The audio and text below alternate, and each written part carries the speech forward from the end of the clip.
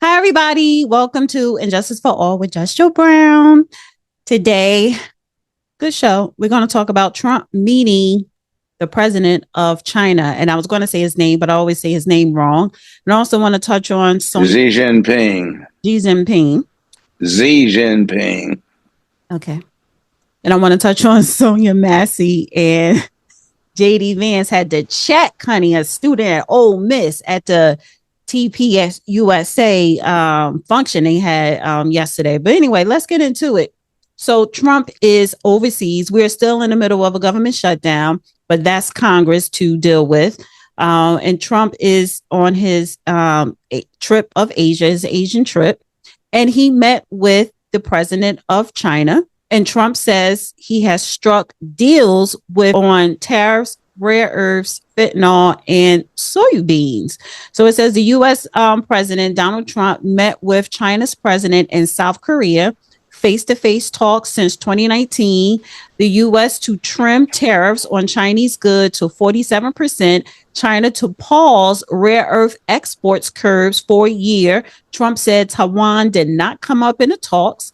And yeah, they spoke for 100 minutes. I think that's very good progress. And I wanted to get your take on that.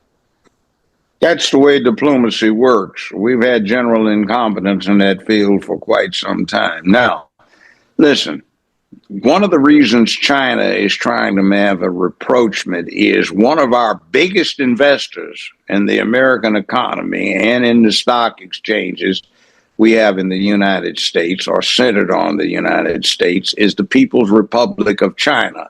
People's Republic of China as a governmental entity is communist, but that does not keep the government as an entity from acting as what they call a sovereign investor. In other words, they have the entirety of the financial resources of the largest country in the world and its second largest economy to invest coherently as an entity. So they're like a super corporation that has all of the money that it needs to make any investment it chooses. So it has chosen to invest strategically, tactically, and heavily in the stock exchanges that impact Japan, Europe, and the United States. They basically, since they have a long-term interest and a coherency that is lacking in all of these other places, because the U.S., Europe, Japan, it's not one investor, say the U.S. government, investing in the stock market. It is a lot of individuals that reside in these particular locations. So China has a very vested interest in the outcome of the American economic activities. And they sort of act as a tempering influence. So when our free enterprise system gets a little bit too out of hand, they pull a few coattails and say, hey, you need to check with this, this, and this. And when you do, you'll find we're there behind the scenes grinning at you. So, no, we're not going to let you do that because we control the stock in your company and you can't make this investment because you might jeopardize things and cause a recession or a repression or a depression. So we don't want you to ruin the world's economy. Now, that's what China's doing, so I'm not surprised. So they know, for example, that General Motors is just laying off a whole bunch of people because the market is down for them. We used to have Cadillacs, we used to have Buicks, we used to have Pontiacs, we used to have Chevrolets. We don't have all of those now. We used to have Continentals, Lincolns. We used to have Thunderbirds and Edsels and Fords and all sorts of things. that we don't have now because the American automotive industry has sunk. But you see, China knows that we are a very big market for its products. Take a look in your kitchen drawers and see if you can find anything in there that's not made in China. So when the American consumer has a lot of money to spend, China makes a lot of money. So they are willing to support our tariffs because that supports our ability to produce and consume. And say if we had had tariffs that protected the American automobile industry like we used to have, General Motors wouldn't have to lay off all of these people who would have their ability to buy Chinese forks, knives, tableware, microwaves, iPhones, Mac computers, and all sorts of appliances that wouldn't be jeopardized, and they would make more money. So they have agreed to an interesting tariff scheme that they say, hey, it's only fair. Look at the money we make off of you guys. And speaking of Buicks, General Motors sells more Buicks in the People's Republic of China than they do in the United States. So you have to understand what they're doing here. It is long-term management, not with making a profit by some greedy individuals, but in terms of making a profit that helps out the future for 1,300,000,000 people. That makes a difference. Yeah. And so it's a lot of layoffs going on now. And by the way, that's a good way of looking at what's happened with the government shutdown. People are squawking about, oh my God, all of the government employees. Yeah, well, I feel bad for them, but I also feel bad for the General Motors people who are getting laid off. They can collect unemployment insurance, but that'll run out. And then they'll have to find another job, which if the economy is down, because it is down, it's not going to work. The economy is not down really, but right now, we have intense efforts. Well, it is down. I didn't mean to say not really, but it is down. And we have the current administration attempting by use of tariffs and other appropriate methods of economic manipulation to make that change. We have an overly bloated government employment situation. And in any event, the current administration is not closing the government down. It's the Democratic Party that is insisting on health care for illegal aliens, and two, trying to deal with a situation where up to $5,000 a month for an illegal family of four out of tax dollars is to be paid. And the Republicans can't go along with that because that defeats their message, their purpose, and why we elected them. Yeah. And outside of the federal government employees that are being furloughed or laid off because of the shutdown, UPS announced they're letting go 48,000 employees. Target is laying off thousands of people. And Amazon, they expect to replace over 100,000 employees over the next few years with AI robots. So there are a lot of major corporations that are laying off. And yes, this is fourth quarter. And, you know, that's when people do their cuts so that they can, quote unquote, stand. Tax situations. Tax situation. Okay. Well, the quarterly tax situation, our big corporations pay them on a weekly basis. Oh. So you get the big hit quarterly. Like right now, I'm quarterly. I got to pay income taxes anticipated even before I earn it every 3 months. So you're saying that could be one of the reasons why they lay off people around us? Yeah. And the other thing is too, see, AI is an excuse. AI is like the wheel. It's like fire. It's like spears, bow and arrows. It's like steam engines. It's like automobiles. People all predicted doom and gloom when these things were developed. But what happens is, you know, do you uh, get trained in how to be a drover so you can run a mule team, or do you learn how to drive a truck? See, right now we've got people saying, well, it's knocking people out of the trades and everything. Yeah, it's going to. But what that means is instead of grubbing your hands and getting filthy and working 14, 15 hours a day doing hard labor, you learn how to press buttons on a machine. Now you need to use your head so you can work AI and become viable with that economy. We could be still walking everywhere instead of riding horses. We could be coating everything on our back instead of carrying them on oxen or teams of horses pulling wagons. And we certainly don't use either of those methods now. We use trucks, planes, trains, and ships. So, I mean, technology is inevitable. Otherwise, we'd still be trying to find a cave to crawl into instead of building a condominium. So we shouldn't worry about AI eliminating any work for human beings. It's just that you're going to have to probably find work in other areas. Or you need to use your head. In other words, you didn't need to learn how to read and write if you knew how to hunt, trap, fish.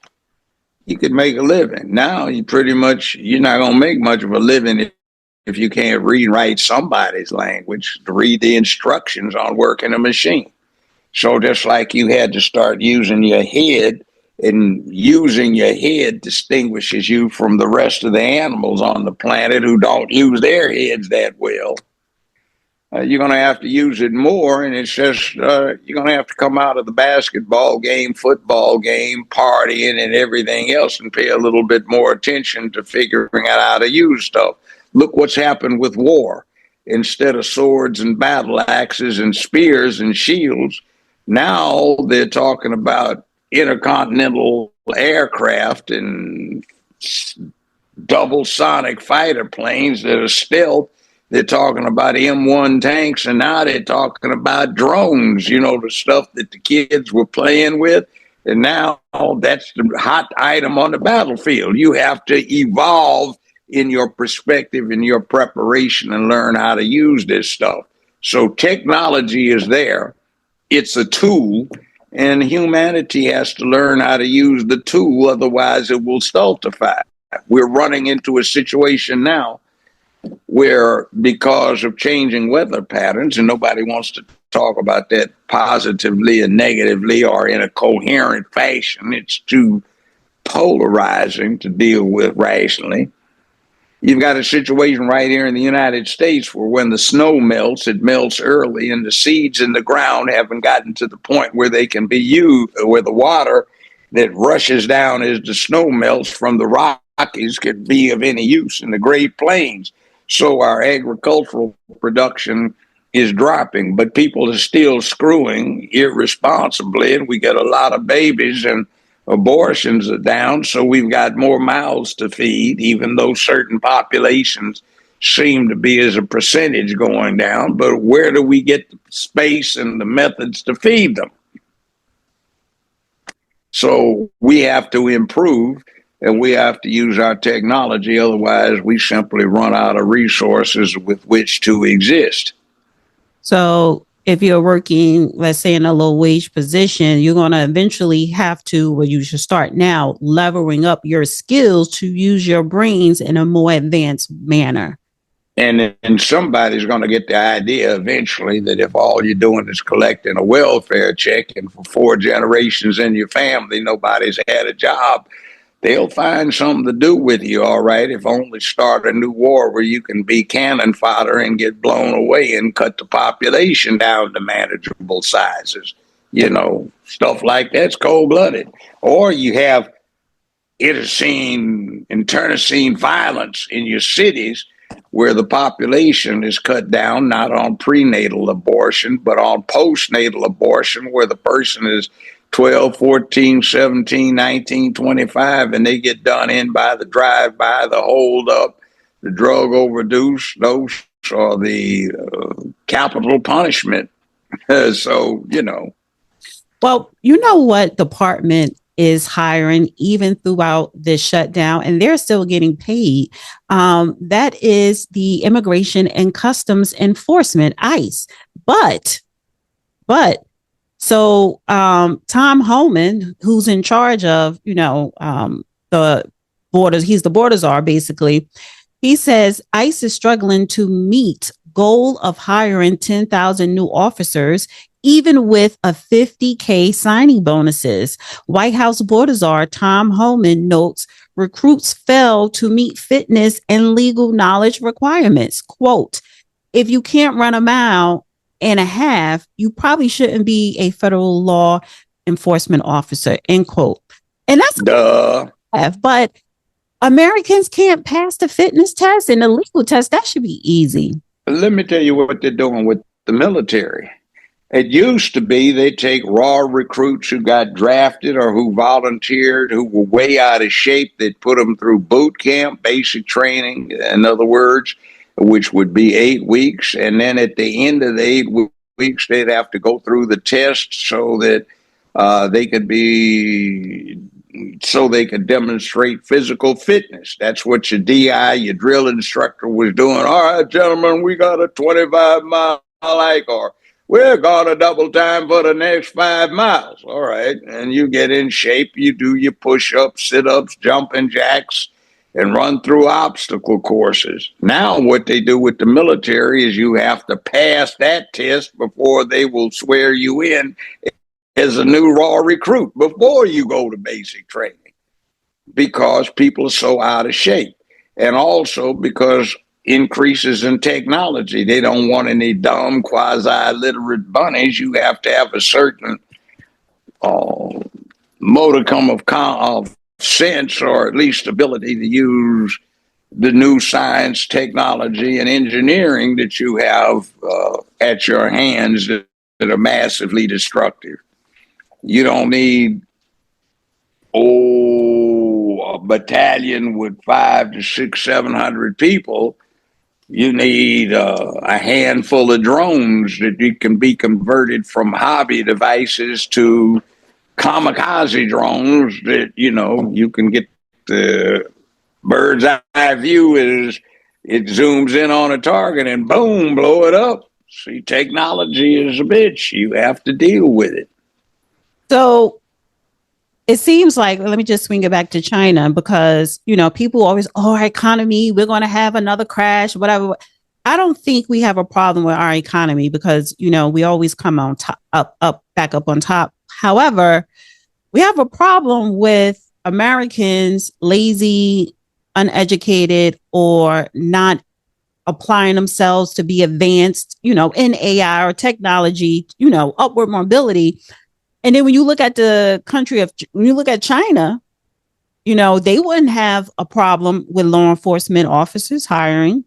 They don't have a problem with, no. They don't have a problem with their citizens, especially the young people who are in college and high school and grammar school learning AI and technology. We have a problem when it comes to the future of America, like the young Americans, even middle age. Like, it's a people problem I think we have here. Look. Oh my God, police brutality. He shoved the man when he wouldn't put his hands behind his back so he could be handcuffed. In China, they just take you out, put you on a wall, and shoot you. And that's the end of it. They have amazing law and order circumstances. You see the difference? He didn't ask him politely. When you get put under arrest, you don't have to ask. I remember when the police used to have the yard-long nightsticks. Every time they got out of the squad car, they'd put them in the little loop when they went over to give a traffic ticket. And if somebody tried to resist arrest, they'd just beat them until they couldn't resist anymore and then cuff them. Now they sit there and you listen to them on the video stuff everybody takes on their cell phones. And they've been trying to convince somebody politely or not so politely to put your hands behind your back instead of knocking the crap out of them, which under American law they're entitled to do. But we've got nice nasty about it. Meanwhile, here is the one problem that people need to get. Our economy is somewhat stable because of what China does to make it stable. See, they stabilize all of the stock exchanges in the world. They stabilize everybody's currency. And they have 83% of the world's manufacturing capacity is in China. Used to be in the United States. It's not anymore. And it's a damn shame that we've let it fall like that, because we've allowed our folk to export our industry and workforce overseas, train overseas persons, so it's much cheaper to make something elsewhere than in the United States, and then come back and sell it for a very, very high profit here. And the people who are supposed to buy it are out of jobs, or they're out of attitude where they think somebody's supposed to take care of them and they're entitled to being taken care of. That doesn't work. Operative word, entitlement. Yeah, I think we have an entitlement problem. And then a nice, nasty thing. If you study American law, it was a lot harsher not too long ago. And you look at what happens in a place like China, you mess up if you're a corporate executive and they put you on a wall and shoot you. They arrested 5 high-placed executives in this dog food problem a few years ago, where tainted dog food was being shipped to America. They executed 3 of them by firing squad. They made big money for being in China, but there are big consequences. You don't get fired and get a higher paying job 3 weeks later, or you get to write the book where you get a few $1 million as an advance because you helped somebody steal something. If they catch you, they shoot you. Right. Big difference. Fentanyl trafficking, because that was one of the things that Trump and Xi Jinping discussed. China agreed to give the U.S. substantial cooperation in reducing the flow of fentanyl precursor chemicals to the U.S. in return for the cut in the fentanyl traffic rate to 10%. Fox Business Network, Bissett told Fox Business Network that working groups from the two countries will set very objective measures on reducing flows to determine success in curbing the deadly opioid. China's commerce minister said only that the two sides have reached consensus on fentanyl counter narcotics cooperation.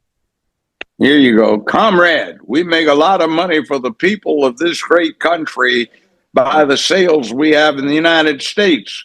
Our sales and the results that are positive for our nation will be reduced if too many Americans are impacted by fentanyl.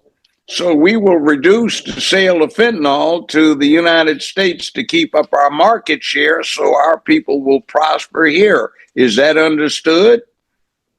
Yes, comrade. We will find it very gladdening that you understand, because if you don't, we'll put you on a wall and shoot you. You won't get a nice trial like they will in America. We'll just take you out and shoot you.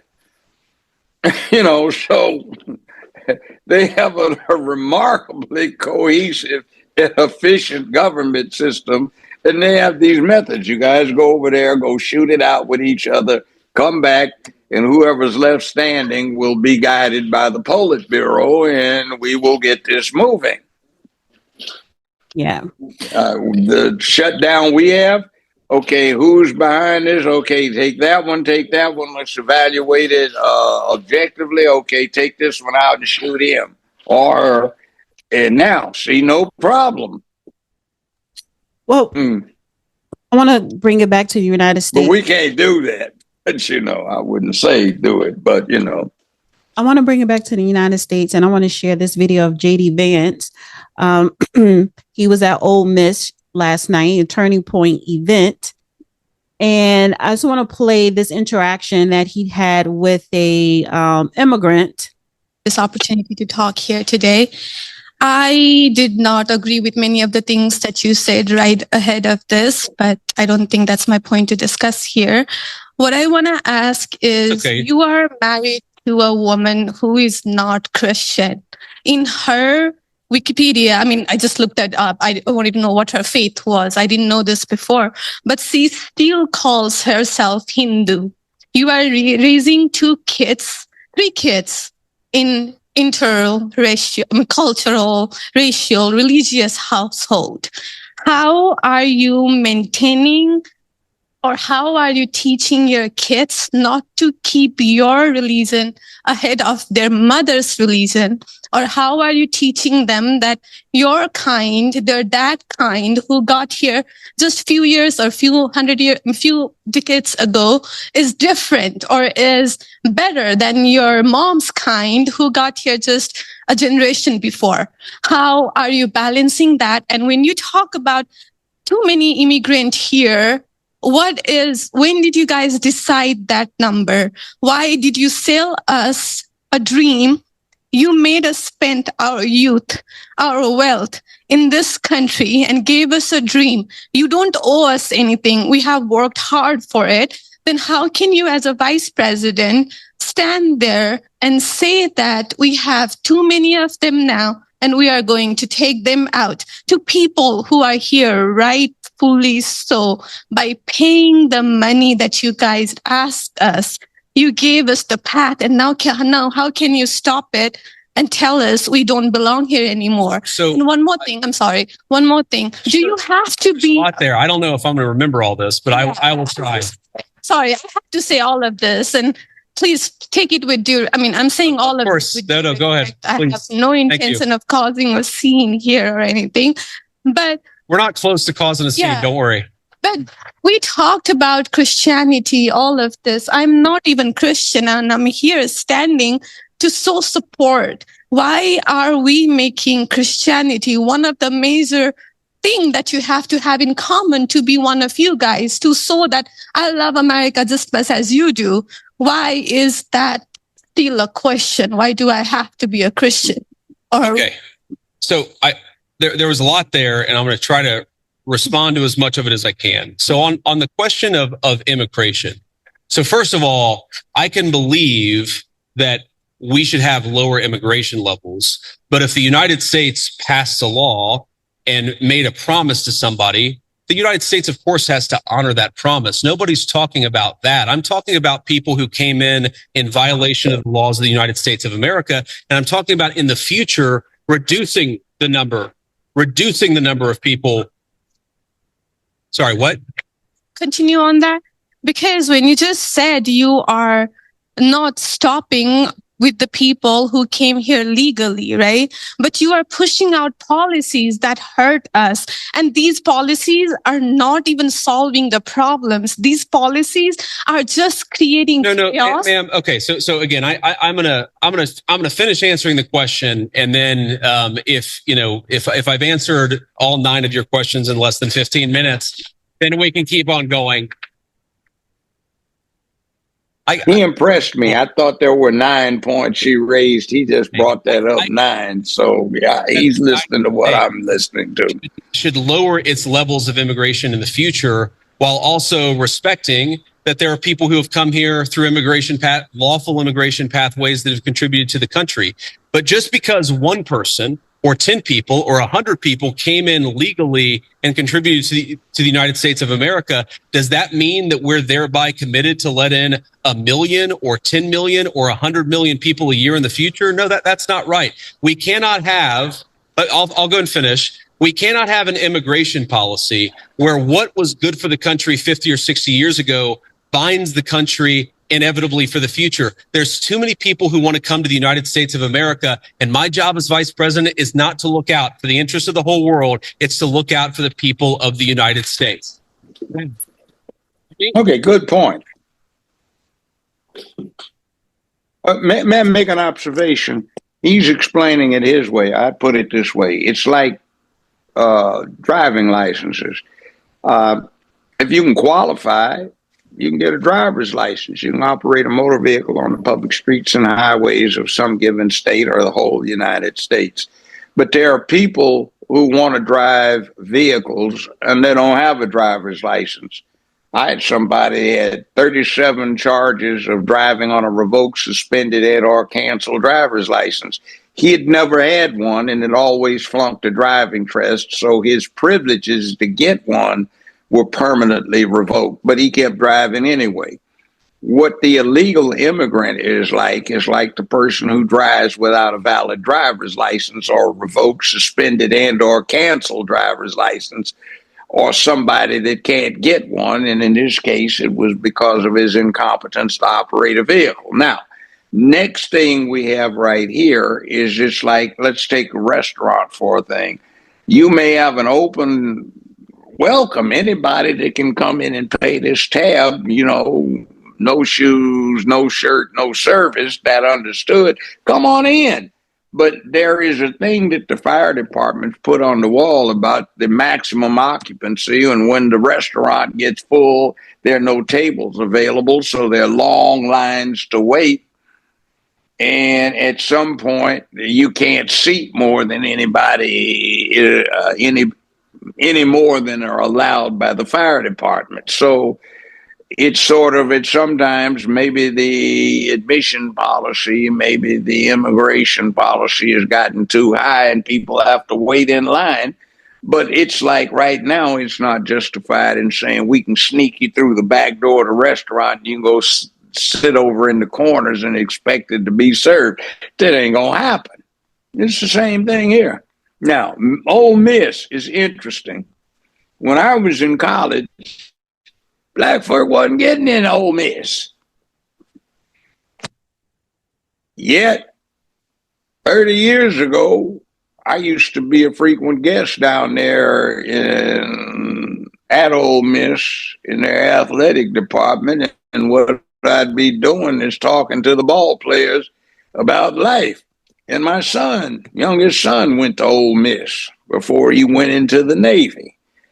So there have been some profound changes. That's on the positive side. It's just like what she's talking about, and what he's talking about. It's about right. Things change. You can't have wide open spaces where anybody can walk into the restaurant and immediately be seated because there's hardly anybody in there. And when the restaurant gets popular, you got to make a reservation weeks in advance to get in there. That's just life. So, but anyway, it's only a couple more seconds.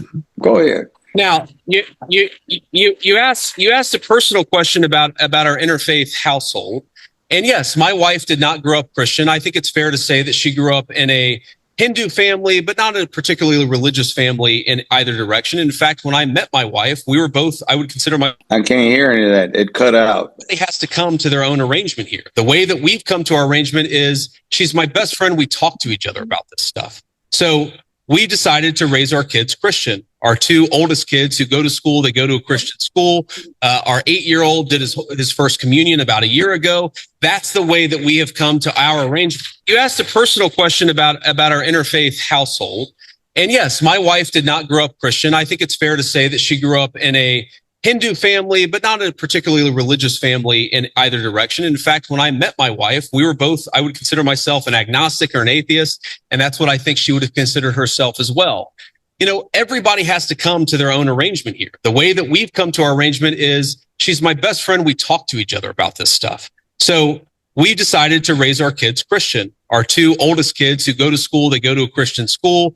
Our 8-year-old did his first communion about a year ago. That's the way that we have come to our arrangement. Okay. My 8-year-old is still very proud of his first communion. Thank you, guys. I'll tell him that Ole Miss wishes him the best. But I think everybody has to have this own conversation when you're in a marriage. I mean, it's true for friends of mine who are in Protestant and Catholic marriages, friends of mine who are in, atheist and Christian marriages. You just got to talk to the only advice I can give is you just got to talk to the person that God has put you with, and you've got to make those decisions as a family unit. For us, it works out. Now, most Sundays, Usha will come with me to church. As I've told her and I've said publicly, and I'll say now in front of 10,000 of my closest friends, do I hope eventually that she is somehow moved by the same thing that I was moved in by church? Yeah, I honestly do wish that, because I believe in the Christian gospel, and I hope eventually my wife comes to see it the same way. But if she doesn't, then God says everybody has free will. And so that doesn't cause a problem for me. That's something you work out with your friends, with your family, with the person that you love. Again, one of the most important Christian principles is that you respect free will. Usha's closer to the priests who baptized me than maybe I am. They talk about this stuff. My attitude is you figure this stuff out as a family and you trust in God to have a plan and you try to follow it as best as you can. And that's what I try to do. I want to make a final point. So I don't want to cut you off. I want to be respectful to all the people behind you in line, but I want to make this point about immigration. Okay. If you ask the question, what is the exact right number of immigrants for the United States to let in? It is just very specific on the context. If you go back to the 1920s, the United States passed an Immigration Reform Act that effectively cut down immigration to close to zero for 40 years in this country. And what happened over those 40 years? The many people who had come from many different foreign countries and different foreign cultures, they assimilated into American culture. And there was an expectation that they would assimilate into American culture. I think we have two problems in our immigration system today. And my guess is you're probably a slightly more leftist political persuasion, liberal political persuasion, maybe not. But here's the thing. I remember back in my establishment GOP days when I was still very early getting involved in Republican politics, I remember a conservative think tank person who told me that one of the reasons why immigration was really good is that if you had enough diversity in a country, people would mistrust each other and they wouldn't join labor unions.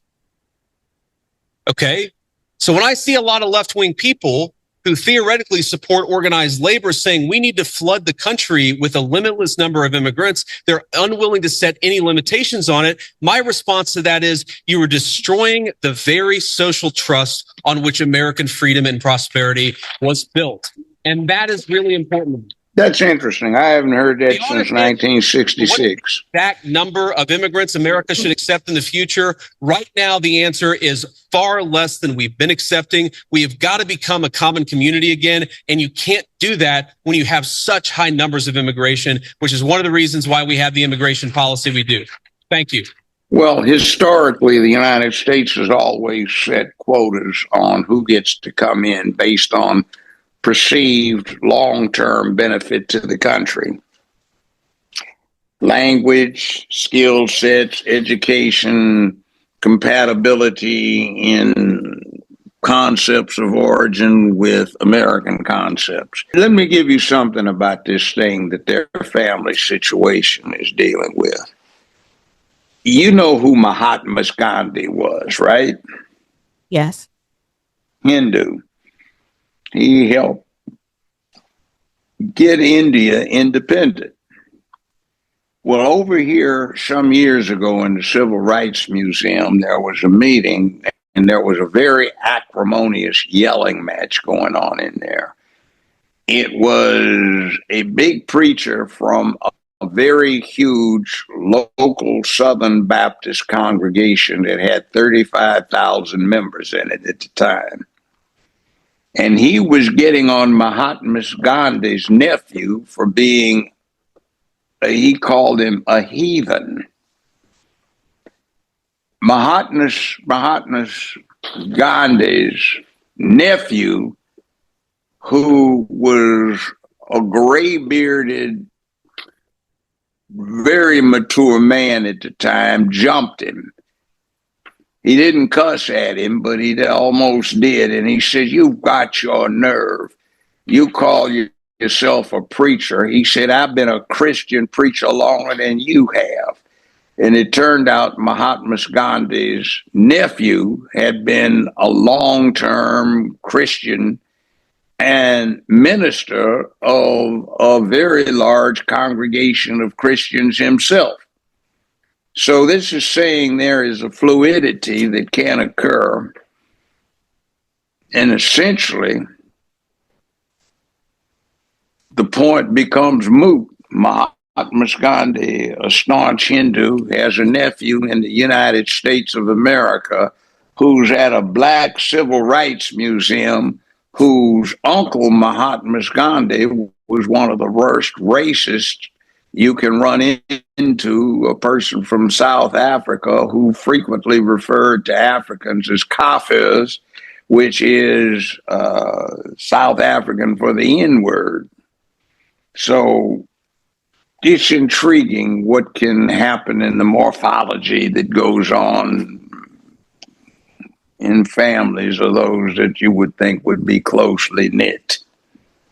Right. By the way, I'm glad to hear this guy. He's very quick on his feet, and I'm so glad he's going to be the next president of the United States. I'm confident he will be unless something happens to him. Yeah, well, I don't think that will happen to him, and I also think that that's what I really appreciate, the fact that I could tell Trump is grooming him for that position. And some people were criticizing Trump. Oh, why is he going on his Asia trip when we have a shutdown? Because that's Congress' job, not his. And the fact is that, hey, he's still the president. He got to make deals and moves and deal with these, foreign leaders. They can't always work around his schedule. And something like this trip has been on the books for months. And he has a VP who is very competent, as opposed to that last one, who could stay here and handle Congress and go to colleges and, speak to the young people who will be voting for him in 2028. So he has the right people in the right places to do their job. And JD Vance, the more and more he talks, the more and more I like him for 2028. So I like JD Vance. I mean, he is as fast on his feet as a stand-up comedian. He does not get loss of worded. Right. Exactly. And he's got it up here in his head. He doesn't have a need for notes. I understand that. So it's very impressive. I like the guy. He's a man. Not like so many of these sissies that are aspiring to take national and local offices that don't have any competence to do what they're supposed to do because they are social agenda driven, not business driven, not government driven, not militarily driven, not diplomatically driven, not industrially driven, not driven by the mechanics of law and government, but by social agendas that aren't very healthy for the country. So one more thing I wanted to bring up, and I wanted to bring up Sonya Massey. Do you remember, this was probably about, July of 2024, the woman from Illinois who was shot and killed in her kitchen by the police officer. And his trial ended. He was found guilty. So it says a former Illinois sheriff deputy has been found guilty of second-degree murder and the death of last year of householder who had reported a suspected intruder. The mother of two, Sonya Massey, 36-year-old, was fatally shot on the 6th of July, 2024 at her home near Springfield, Illinois, after calling 911 about a possible prowler. Ex-officer Sean Grayson, who is 31, said he opened fire because he thought Massey was about to throw a pot of boiling water on him. He was charged. They had video on that, didn't they? Yes. I think we looked at it. Yes. Go ahead. He was charged with first-degree murder, but the jury was allowed to convict him of the lesser charge of second-degree murder. Grayson faces up to 20 years in prison. The killing reignited the debate about police brutality in the U.S., with then President Joe Biden saying Massey should be alive today. Massey was Black, Grayson is white. Prosecutor John Bell Hisser said in his closing argument to the juror that Grayson had lost control and snapped. There were not the actions of a scared young police officer doing a dangerous job. These are the actions of a bully. The incident unfolded in the early hours over Independence weekend when she called the police to her home 200 miles south of Chicago. So in a police body cam, because we saw the video, the police body cam footage of the incident showed the chaotic moments that led to the shooting. And in the video, you know what? Grace, I don't want to interrupt, but I didn't mean to interrupt. Go ahead. In the video, Grayson sees a pot sitting lit on the stove, gestures towards it and says, "We don't need a fire while we're here." And Massey, Sonya Massey, who had received treatment for mental health issues, walks to the stove to remove the pot. She and Grayson appeared to laugh over her pot of steaming hot water before she says twice, "I rebuke you in the name of Jesus." And then he says, "You better effing not, or I swear to God, I'll effing shoot you in your face."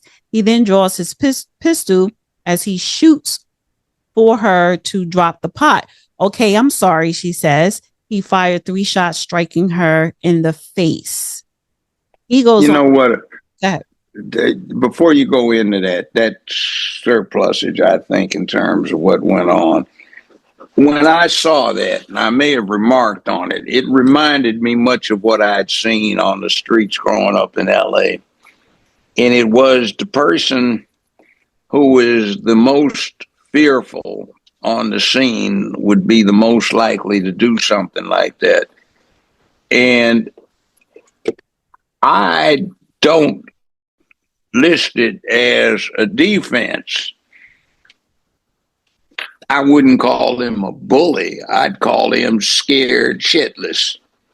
And he's the type that would compensate for it by doing that kind of thing because he's not willing to see what happens. The distance they were apart would have made it very unlikely for much of that size pot of hot water to get to him. And I think what was going on is a dynamic that I've seen often in my life. Some people who have very little presence, very little intestinal fortitude, try to prove something to themselves by taking positions of employment or appointment where they think they'll be able to prove their bravery to themselves. Most recently, we've had 24, 25 years of continuous war over in the Middle East where American troops have been involved. I noticed that there are those who didn't actually get to put the red dot on a target, pull a trigger, and watch the target fall, who wish they could have gotten some action, a trophy head to put on their den wall, so to speak. And they sign up to be police, and they are anxiously seeking a situation where they will have the opportunity to put that trophy head on their den wall like they went off and shot a big record buck or a large bear or something. And that's unfortunate because that's the wrong type of person to put someplace. And then there are some other people that unfortunately like this stuff. And there was an old saying that says, killing people is an interesting phenomenon. The first kill is usually difficult for most humans, but for most it gets easier. For some people, it gets too easy. And I think the type of person that this cop is one that was trying to prove something to himself. And also, had he been allowed to stay around like they used to be 50, 60, 70, 80, 90 years ago, it would have gotten entirely too easy. Elliot Ness, Melvin Purvis, the guy that got John Dillinger, they were FBI agents, but they weren't the ones that came through the original process. They were special agents that J. Edgar Hoover hired because of their body counts. Melvin Purvis, who famously was called G-Man, it killed maybe 30, 35 people supposedly in the line of duty. And something was wrong there. So was Elliot Ness. and I forget the guy's name offhand, who took out John Dillinger.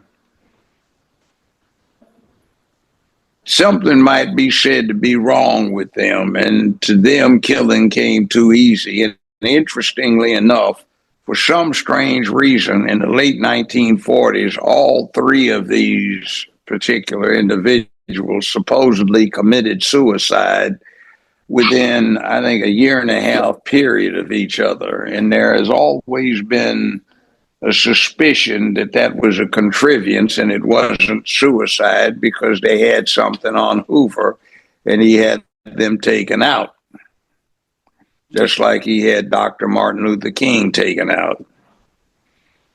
Well, I want to go on to also add Grayson, the former sheriff officer, was fired.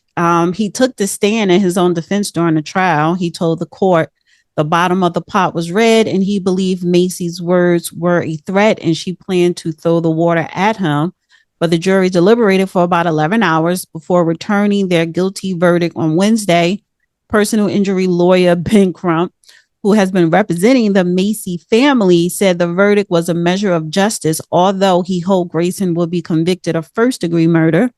He goes on to say, quote, accountability has begun, and now we hope the court will impose a meaningful sentence that reflects the severity of these crimes and the life that was lost. Grayson will be sentenced on the 29th of January in 2026. Sangamon County, where the shooting happened, awarded the Massey family a $10 million settlement this past February. I'm waiting for him to try a case.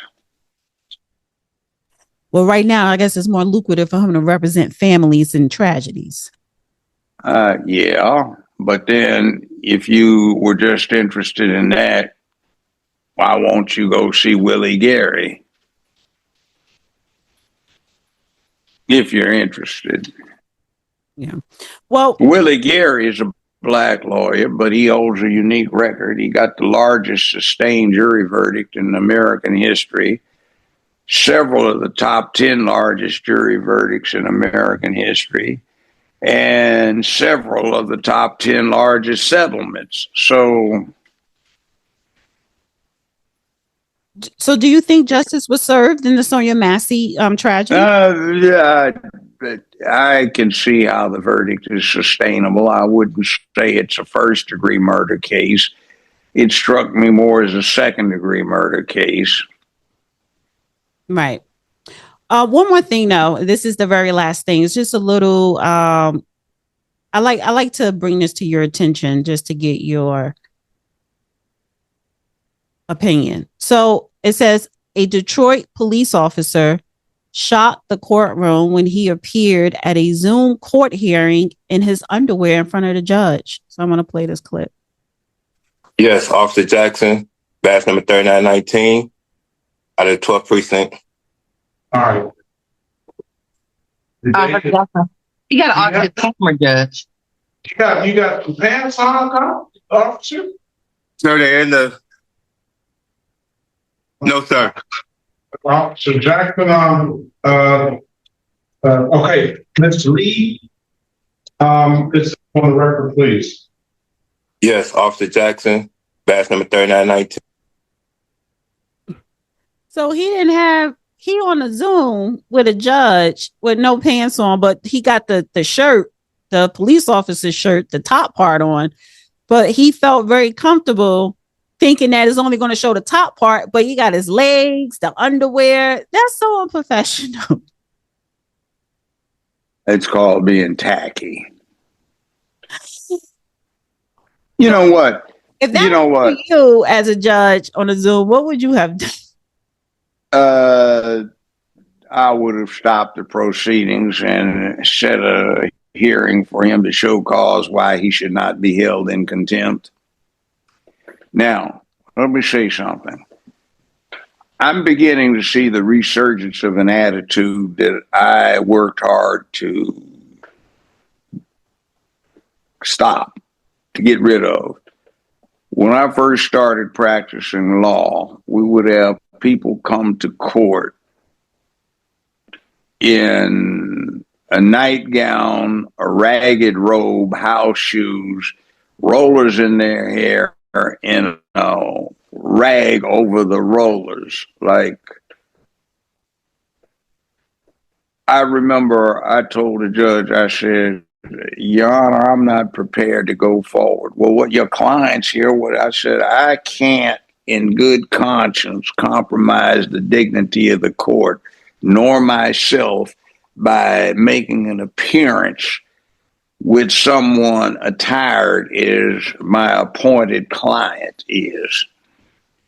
I just said, I really wish the court would order her to leave and let's ask for a resetting so she can return back. And I used to tell the people, I said, if you show up in court, I suggest you show up like you go to church. But nowadays, everybody's so, not everybody, but so many are so tacky going to church. I guess that wouldn't match up.